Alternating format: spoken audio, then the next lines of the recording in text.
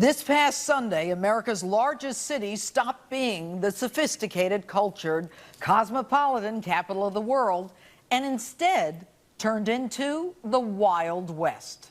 But this time, there's no Billy the Kid, no Doc Holliday, Wyatt Earp, and no John Wayne to save the day.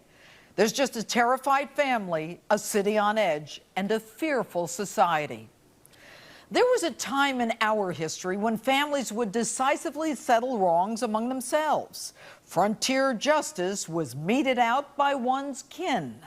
If you two don't mend what's wrong between you, hellfire's gonna certain rise up and consume both our families. You're talking about starting another civil war. That's what we already got. But as we advanced, we rejected vigilante justice in our society. And in exchange for our agreement not to take the law into our own hands, the government promised to protect its citizens and punish criminals. This is the social contract forged in civilized societies. But are we really civilized? As of late, it seems that lawlessness and chaos are not the exception, but rather the rule. That it's every man for himself, that we have the right to avenge whatever wrongs we perceive are visited upon us, human suffering rendered irrelevant. 3 Oklahoma teens kill an Australian college student just for the fun of it. Children randomly shot on playgrounds in Chicago who don't even run at the sound of gunfire. A student beat down on a school bus as the bus driver and others watch, not bothering to intervene. A Navy Yard shooter reloading to pick off a few more victims as though it were a video game. This seems to be an awful moment in our history. Right and wrong seem no longer relevant. Political correctness has replaced the scales of justice, and that correctness seems always to be wrong. It's wrong to call the gunning down of our military, men and women, workplace violence when the shooter is Muslim and screams Allahu Akbar. It's wrong to blame the murder of Americans on a video instead of on the terrorists who committed it. And this week, a man with his family on a Sunday afternoon ride is surrounded by a swarm of bikers looking to take over the road for impromptu stunts that they videotape just for the thrill of it. One biker pulls in front of the driver, looks back, and deliberately brakes, causing the resulting chaos. And so the spin begins. The biker, run over by the driver, who was simply looking to flee the assault on his vehicle and family, claims he is the victim. He is riding illegally, he has no license, and he's designated by his own state as a habitual traffic offender. And how about this one? The group says they were just out for a bike ride, which is total hogwash.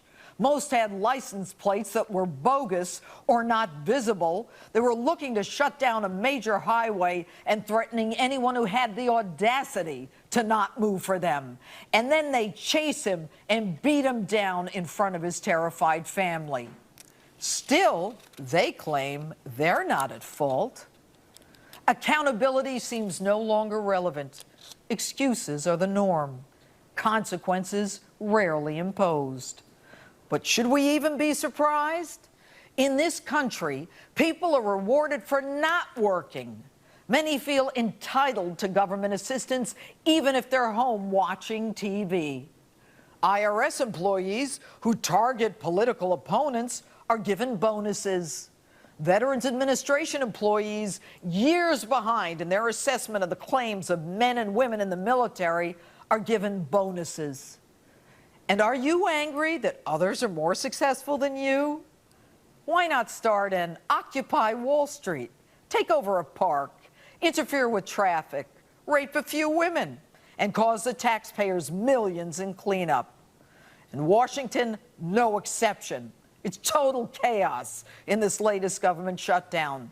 The president and his administration accusing the opposing party of terrorism, having bombs strapped to their chest, and holding a gun to the heads of Americans.